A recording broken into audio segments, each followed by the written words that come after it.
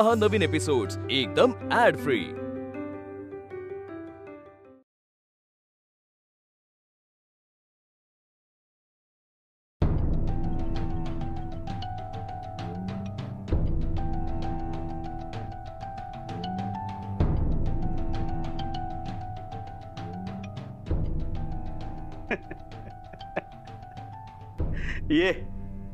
ये मी तुझीच वाट बघतोय। ये चोर तर तुम्ही आधीच होता, पण आता दादागिरी गुंडेगिरी पण सुरू केलेली दिसते। मुक्ता, काहीतरी माझ्यावर आरोप करू नकोस हा। अगं मी रावसाहेबांचा सच्चा सेवक आहे, त्यांच्या नियमांचं काटेकोरपणे पालन करतो मी। मला खोली बाहेर पडू नका म्हणून सांगितलं, पडलोय मी बाहेर। हा, गप गुमान मी माझी शिक्षा भोगतोय आणि तू काय करतेस? नियम पाळतेस त्यांचे। त्यांनी नाही म्हटलं तरी तू स्पर्धेत भाग घेतलात, रात्री बाहेर जाऊन चोरून प्रॅक्टिस करतेस, रात्रभर बाहेर असतेस आणि रात्रभर बाहेर असणाऱ्या बायकांना काय म्हणतात माहित आहे ना? दत्ता मामा, तोंड सांभाळून बोला आणि मायशी बोलताना शब्द जरा जपूनच वापरा। स्त्रीच्या चारित्र्यावर चिखलफेक केली की तिला हरवणं सोपं होतं ना, पण माया बाबतीत असं समजू नका। बलवान स्त्रीला हरवण्यासाठी तुमच्यासारखी भेकडं चिखलफेकच करू शकते, दुसरं काही येऊ शकत नाही त्यात। पण आता चुकीच्या आरोपाला बळी पडून लाज वाटून घरात बसण्याचे दिवस गेले। परत माया बाबतीत चुकीचं बोलायला गेलात ना, तुमच्या हातात बांगड्या घालून घरभर फिरायला लावीन। मग विचारीन अशा पुरुषांना काय म्हणतात? यालाच तर म्हणतात ना चोराच्या उलट्या बोंबा। हा, आपल्याला माहितीये की आपले हात दगडाखाली सापडलेले आहेत, तरी एवढी आदळपट। असं काय करतेस मुक्ता तू? हा, तुला माहितीये की तो व्हिडिओ माझ्याकडे आहे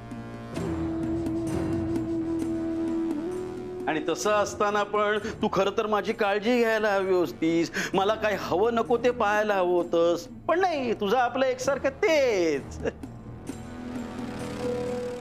तुमच्या बाबतीत मावा चुकलंच।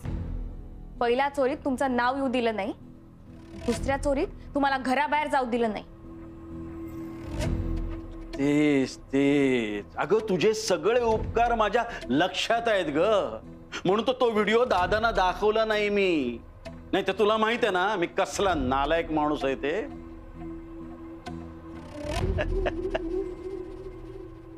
नालायक असलो ना तरी माणूस आहे मी, अजून बरीचशी माणुसकी माझ्यामध्ये शिल्लक आहे। मलाही वाटतं की तू संबळ वाजवावास, हा, तू स्पर्धा जिंकावी, तुझा जय जयकार व्हावा, त्या संबळाच्या जीवावर अख्ख्या महाराष्ट्राला तू डोलवावस। पण त्या अगोदर तुला माझ्या तालावर नाचावं लागेल। नाहीतर मग काय, हा व्हिडिओ रावसाहेबांना दाखवण्यात येईल, मग तुझी स्पर्धा राहिली बाजूला आणि तुझी ती स्वप्न ती गेली तिथे, संपून गेली। म्हणजे तुम्ही फायदा घ्यायचा बघताय? बघत नाहीये, घेतोय। म्हणून यापुढे मी सांगेन तसंच करायचं आणि तसंच वागायचं। ऐकणार ना माझं? ठीक आहे, मग आजपासून आपलं नातं संपलंय। मी जातो, दादांना व्हिडिओ दाखवायला चाललो। थांबा,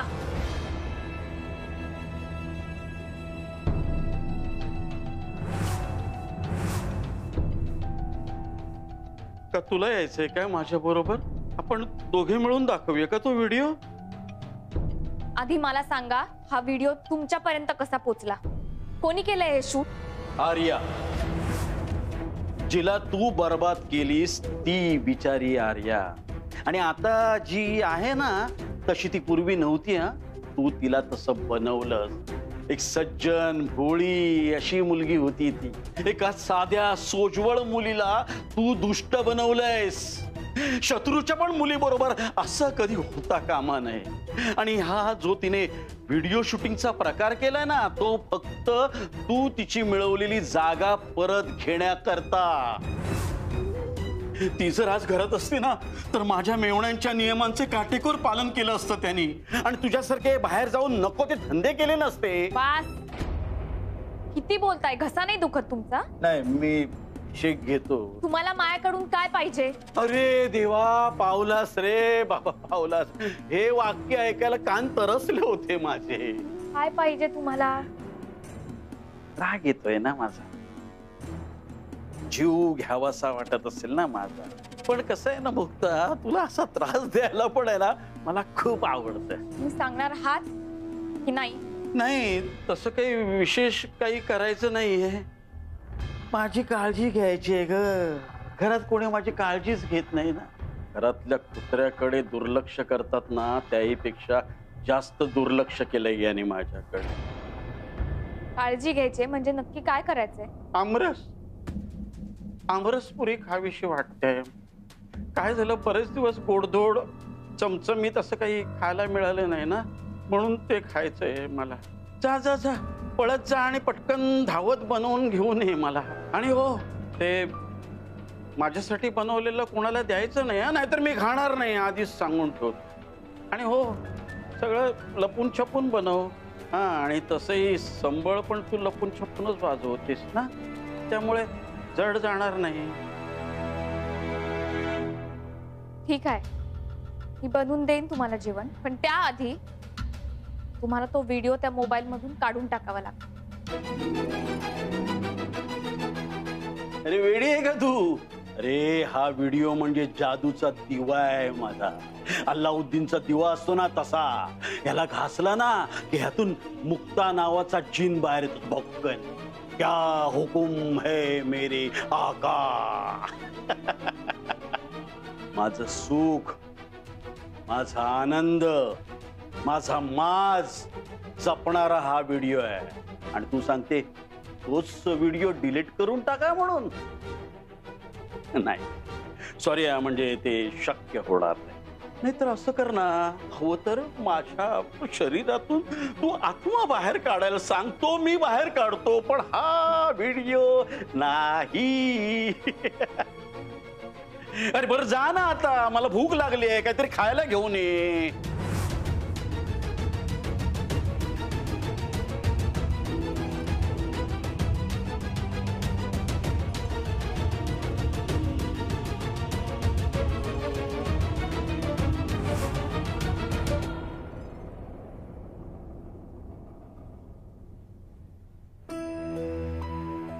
रेडी. मुक्ता मॅडम, तुमची पूजा अर्चा उपवास वगैरेची ट्रेनिंग सुरू करायची का आपण? अरे वा, मला फक्त 10 मिनिटं द्या, एवढा आंब्याचा रस काढते, आपण लगेच सुरू करू. आता हे काय, घरात सगळा स्वयंपाक झाला असताना हे कोणासाठी? हे दत्ता मामांसाठी. काय? त्यांनी स्वतःहून मागितलंय. आणि तू लगेच हो म्हणालीस? ज्यांनी या घरात चोरी केली त्यांची कशाला एवढी काळजी घ्यायची ग? तुला कळतंय का तू काय करतेस ते? रेणुकाताई, कळतंय म्हणूनच तर करतेय. ते दिसते खोलीत बंद आहे. त्यांनी पहिल्यांदा स्वतःहून माझ्याकडे काहीतरी मागितलंय. हे पण मागून मागून काय मागितले तर जेवण. एवढं तर मी करूच शकते ना. अगं तीच तर त्यांची शिक्षा होती ना.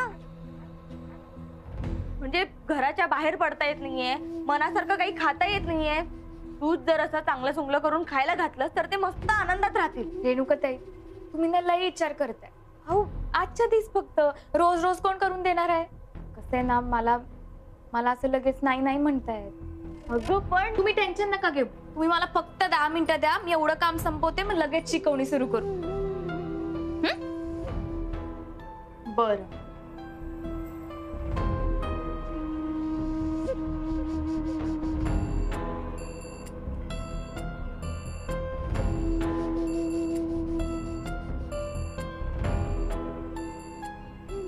मला यात काहीतरी गडबड वाटते. नक्की काय असेल?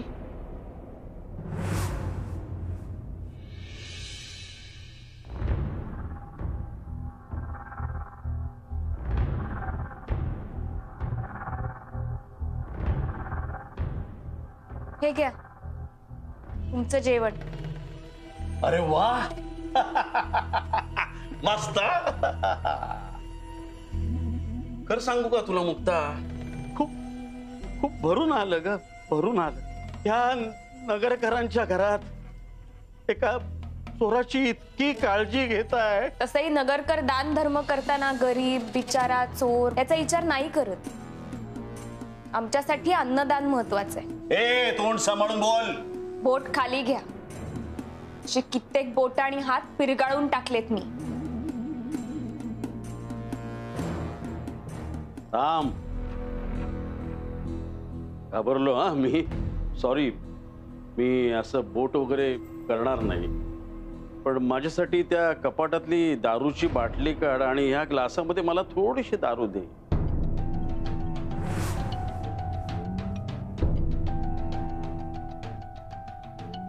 मी काय सांगताय? या थराला जाताय आता?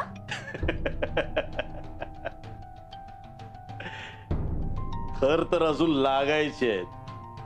ही तर सुरुवात आहे. आणि तुला माहिती आहे हे तुला करावंच लागणार. मी नगरकरांच्या घरी चोरून दारू पिताय हे दादांना समजलं तर?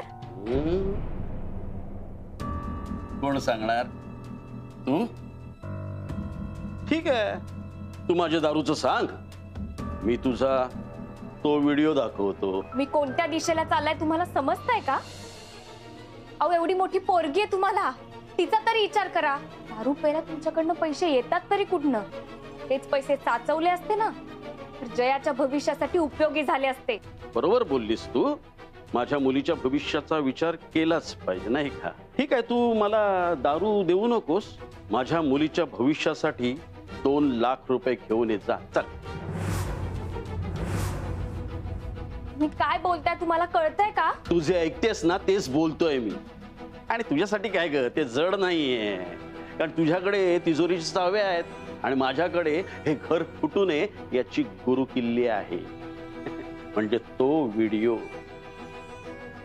जर मी रावसाहेबांना दाखवला ना तर हे घर फुटलंच म्हणून समज. हे घर वाचवणं फक्त तुझ्या हातात आहे मुक्ता.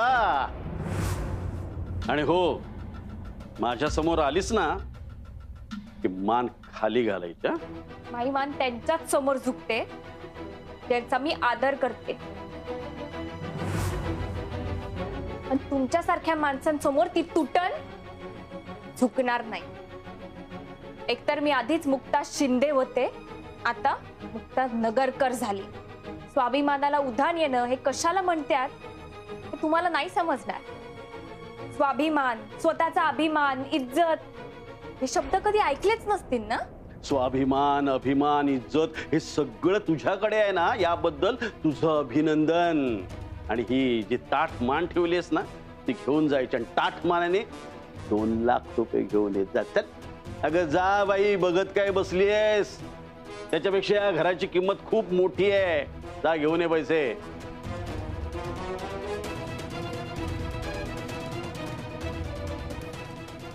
तू रात्रभर बाहेर असतीस, चोरून संबळ वाजवतीस.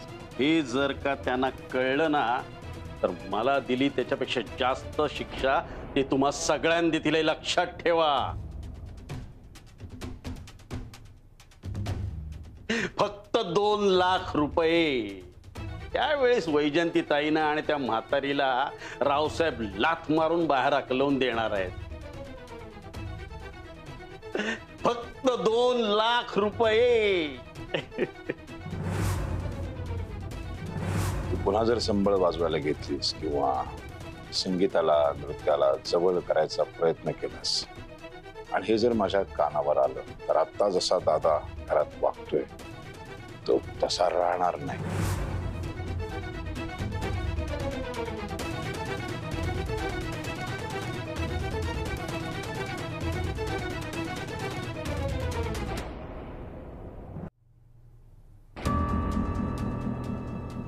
घाबरू नका, तुमच्या हातात नाही घालणार.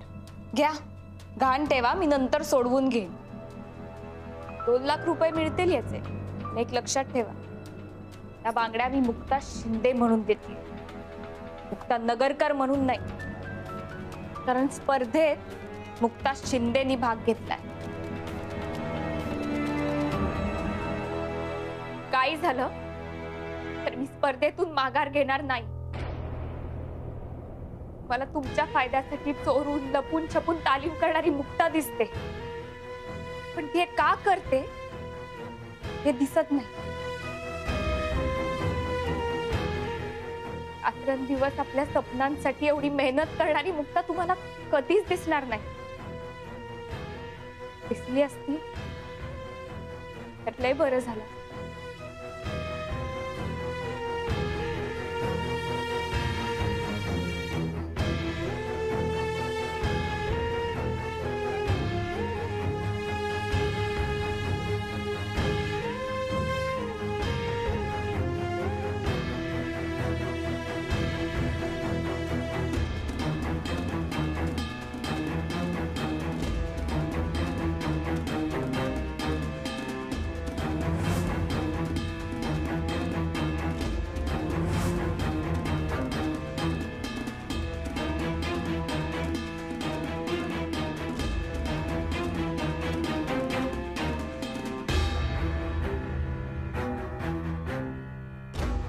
इथं सुरुवात आहे मुक्ता.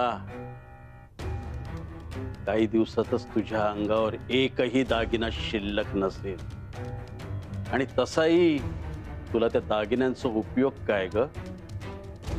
कारण लवकरच पार्टीमध्ये आर्या तुला संपवणार आहे.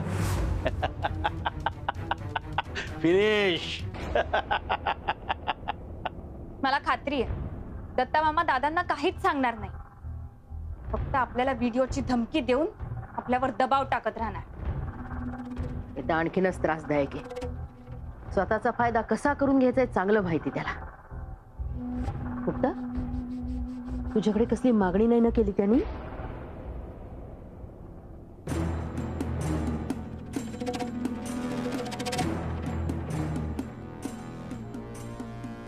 नाही, काही नाही. फक्त आवडीचे पदार्थ बनवून देत जा एवढंच म्हणाले. रोज खाऊ घालीन सांग त्याला. फक्त ना तुझं तोंड बंद ठेव म्हणावं. भाऊजी, एवढा सरळ आणि साधा माणूस नाहीये तो. नक्की काहीतरी त्याच्या डोक्यात शिजत असणार. मुक्ता, तू अडचणीत येशील अशी कुठली मागणी जर त्यांनी केली तर लगेच आम्हाला येऊन सांगायचं. एकही मागणी मान्य करायची नाही. एक मागणी मान्य केलीस तर लगेच दुसरी हजर असेल तुझ्या समोर आणि डोक्यावर चढून बसेल तो तुझ्या. कुठेही तसं काय असेल तर मी सांगन तुम्हाला. हा, आपण त्यांच्याकडे लक्षच नको द्यायला. आपल्या घरात लग्न आहे, लय तयारी करायची. तसंही दादांनी लग्नाच्या तयारीबद्दल चर्चा करायला रात्री बोलवलं. जेवण झालं की ये म्हणाले. हो, मलाही बोलवलंय. सेम, म्हणजे अगदी जेवण झाल्यानंतर बोलूयात म्हणाले.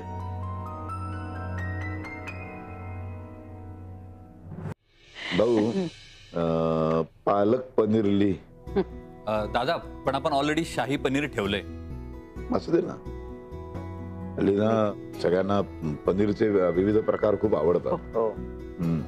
लिहिलंस? आता एकदा सगळं वाचून दाखव बघू. पुरी, चपाती, पुलाव, जिरा राईस, डाळ, मिक्स व्हेज, बासुंदी, शाही पनीर, पालक पनीर. गोडाचे 2 पदार्थ वाढवले तरी चालतील. एक मिनिट. लक्षात आलं तुमच्या? वाचताना अजिबात अडखळला नाही. मला काय वाटतं यापुढे तू कायम लिहूनच बोलत जा. नाही दादा, नको. म्हणजे काय होईल, त्याच्यात जास्त वेळ जाईल ना. भाऊ काका आधी म्हणतील 1 मिनिट, 1 मिनिट, आणि मग त्यांना जे काही बोलायचंय ते सगळं लिहून घेतील आणि त्यानंतर बोलतील. त्यापेक्षा आहे हे चालू राहू दे. दादा, मी काय म्हणतोय की आपण जे 5 फ्लेवरचे आईस्क्रीम ठेवतोय ना, त्यात नोलेन गुर एक ठेवूया. मस्त फ्लेवर आहे. ठेवा बाबा तुम्ही. मला ना त्यातलं खरंच काही कळत नाही. फारसा त्याच्यामध्ये रसही नाही. तुम्हाला जे योग्य वाटेल ते ठेवा तुम्ही. आणि हो, ते गोड आपण काय बासुंदी लिहिली ना? हो. बासुंदी नको. बासुंदी कशी बारमाही कधीही खाता येते. आता सीझन सगळा आंब्याचा चालू आहे. नगरकरांचं लग्न आहे. मस्तपैकी आमरसपुरी. वा दादा, अगदी माझ्या मनातलं बोलला. सोबत तुपाची वाटी लिहून दणक्यात लोकांनी लक्षात ठेवलं पाहिजे. जेवणाचं मेनू वगैरे आपलं सगळं ठरतंय ते सगळं चांगलंच आहे. पण मंडप, डेकोरेशन, देणी घेणी त्याच्याबद्दल पण आपल्याला विचार करायला हवा. कामं वाटून घ्यायला पाहिजे ना प्रत्येकाने. भाऊजी, आता कामाचं मनावर घ्या तुम्ही. हो. हो, अहो यांना आपल्या जोक्स पासून आणि फिदी फिदी हसण्यापासून फुरसत मिळाली तर घेतील ना.